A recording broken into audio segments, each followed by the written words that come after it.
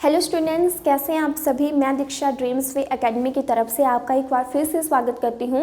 आज का जो हमारा टॉपिक है वो है संसद यानी कि पार्लियामेंट। तो ये काफ़ी इंटरेस्टिंग टॉपिक है, इसको हम कवर करेंगे। तो देखिए, ये है संसद यानी कि संसदीय शासन प्रणाली। अब जो संसदीय शासन प्रणाली है वो कहाँ से ली गई है, तो जो हमारी संसदीय शासन प्रणाली है वो ली गई है ब्रिटिश के संविधान से। तो आगे हम बात करते हैं कि ये जो संसद है इसके कितने अंग होते हैं। तो जो हमारी संसद है यानी कि पार्लियामेंट, उसके 3 अंग होते हैं। अब आता है कि ये जो 3 अंग हैं वो कौन कौन से होते हैं, तो उसको हम देखते हैं कि संसद के जो 3 अंग होते हैं वो कौन कौन से होते हैं। तो संसद का जो फर्स्ट अंग है वो है लोकसभा, सेकंड इसका अंग है राज्यसभा, और जो हमारा थर्ड अंग है वो है राष्ट्रपति। ये जो हमारा राष्ट्रपति होता है ये भी संसद का एक अंग होता है।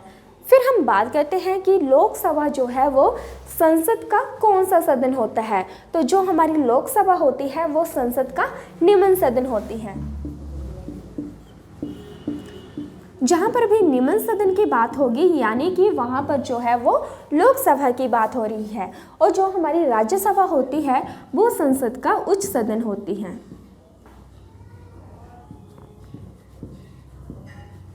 ये हमारी संसद का उच्च सदन होती है। और जो हमारा राष्ट्रपति होता है उसका काम ये होता है कि वो लोकसभा और राज्यसभा का सत्र जो है वो बुला सकता है। तो इसका काम आएगा कि जो हमारा राष्ट्रपति होता है वो संसद का सत्र बुलाता है। हम लोकसभा और राज्यसभा को बाद में डिस्कस करेंगे। सबसे पहले हम देखते हैं कि राष्ट्रपति जो है वो क्या होता है।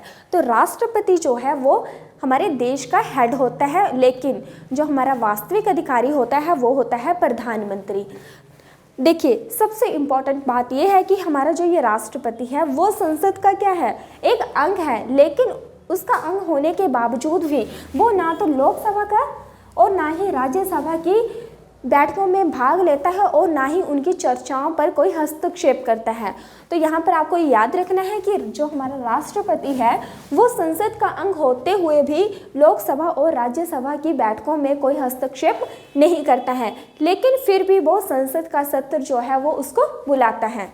अब देखिए, अब बात आती है कि अगर कोई भी बिल हो, ठीक है, कोई भी बिल हो, वो लोकसभा और राज्यसभा में उसको जो है वो पास कर दिया, और फिर वो कहाँ जाता है, वो जाता है हमारे राष्ट्रपति के पास।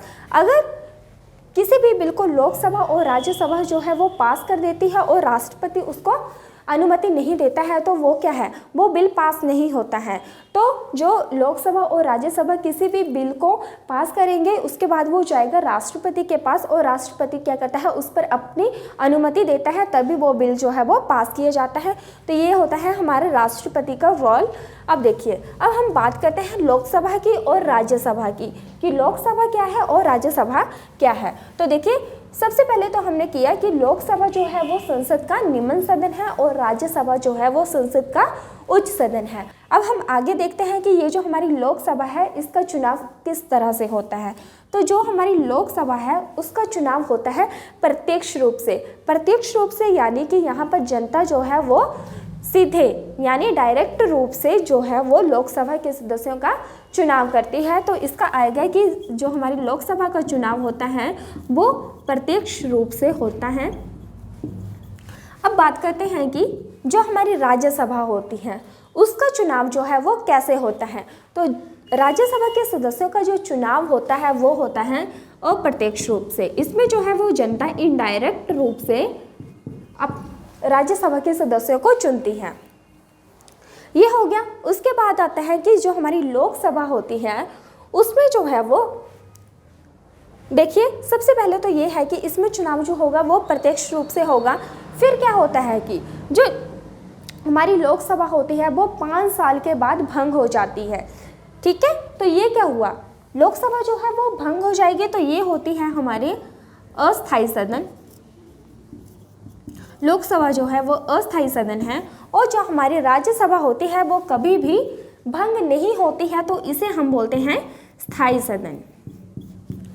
आपसे क्वेश्चन पूछा जा सकता है कि संसद का कौन सा सदन जो है वो स्थायी सदन है और कौन सा सदन जो है वो अस्थायी सदन है। तो लोकसभा जो है वो 5 सालों के बाद भंग हो जाती है, तो वो होगा हमारा अस्थायी सदन।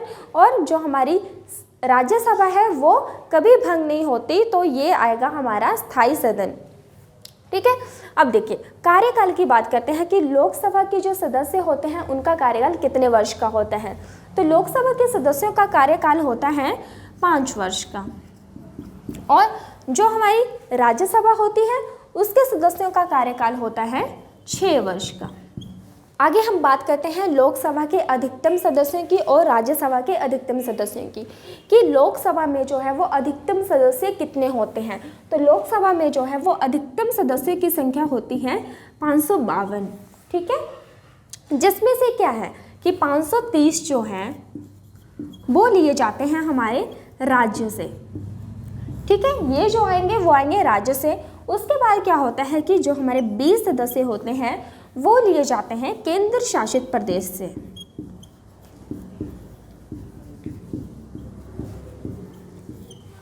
और जो हमारे 2 सदस्य होते हैं वो होते हैं एंग्लो इंडियन। एंग्लो इंडियन यानी कि जो विदेशी जो है वो भारत में बस के हैं उन्हें हम एंग्लो इंडियन कहते हैं। अब हम आगे बात करते हैं राज्यसभा की। तो राज्यसभा में जो है वो अधिकतम सदस्य की संख्या होती है 250, जिसमें से क्या है कि 238 जो होते हैं वो होते हैं राज्य व केंद्र शासित प्रदेश से।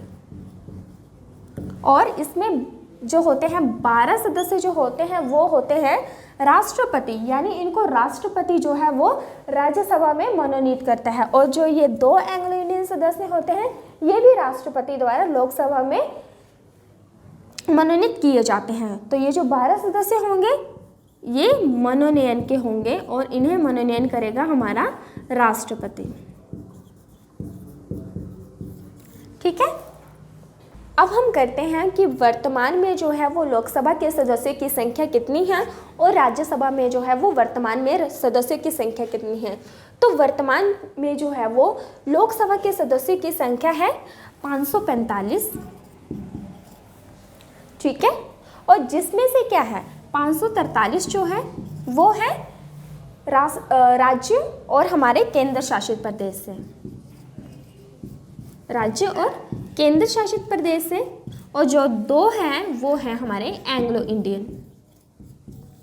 ठीक है, उसके बाद बात करते हैं राज्यसभा की कि राज्यसभा में जो है वो वर्तमान में कितने सदस्य हैं। तो राज्यसभा में वर्तमान में हैं 245 सदस्य, जिसमें से क्या है कि 233 जो हैं वो है राज्य और केंद्र शासित प्रदेश से, राज्य और केंद्र शासित प्रदेश से। और जो 12 सदस्य हैं वो है राष्ट्रपति द्वारा मनोनीत। ये है हमारे प्रेजेंट में राज्यसभा के सदस्यों की संख्या। आगे हम बात करते हैं लोकसभा का सदस्य बनने के लिए जो हमारी आयु है वो कितनी होनी चाहिए। तो लोकसभा का सदस्य बनने के लिए जो हमारी न्यूनतम आयु है वो चाहिए हमें 25 वर्ष, और जो हमारी राज्यसभा का सदस्य बनने के लिए जो न्यूनतम आयु चाहिए वो चाहिए हमें 30 वर्ष। लोकसभा का एक अध्यक्ष होता है और जो हमारी राज्यसभा होती है उसमें जो है वो एक सभापति होता है, और ये जो सभापति होता है ये होता है हमारे भारत का उपराष्ट्रपति, यानी जो हमारा उपराष्ट्रपति होगा वही जो है वो राज्यसभा का सभापति होगा। अब देखिए हम देखते हैं कि लोकसभा का जो प्रथम अध्यक्ष था वो कौन था। इससे क्वेश्चन बन सकता है कि लोकसभा का प्रथम अध्यक्ष कौन था। तो लोकसभा का जो प्रथम अध्यक्ष था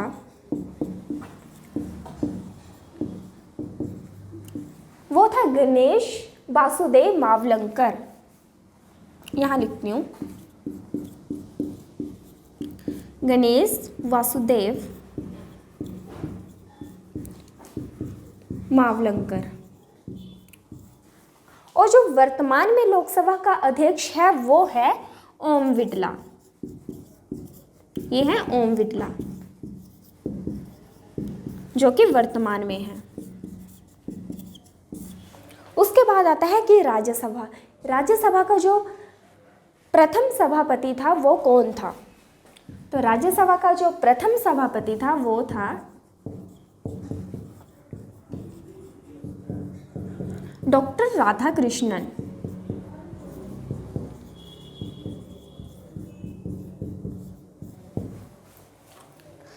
उसके बाद आता है कि वर्तमान में जो है वो राज्यसभा का सभापति कौन है? तो वर्तमान में जो राज्यसभा का सभापति है वो है वेंकैया नायडू।